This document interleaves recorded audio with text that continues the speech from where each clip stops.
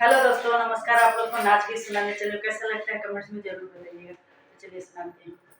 ससुया बड़ी चंचल चिमटा से मारे, ससुया बड़ी चंचल चिमटा से मारे, सासू के मारे ससुर लगे गईनी, सासू के मारे ससुर लगे गईनी, ससुर हर जोतवा पहना से मारे, ससुर हर जोतवा पहना से मारे, ससुया बड़ी चंचल चिमटा से मारे, ससुया बड़ी चंचल चिमटा से मारे,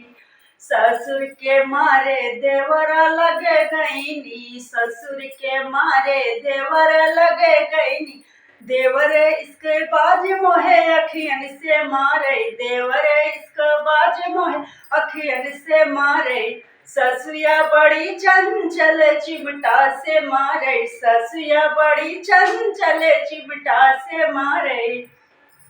देवर के मारे बलम लगे गईनी, देवर के मारे बल में लगे गईनी, बल में हम दर्दी गोद में बिठावे, बल में हम दर्दी गोद में बिठावे, ससुया बड़ी चंचल चिमटा से मारे।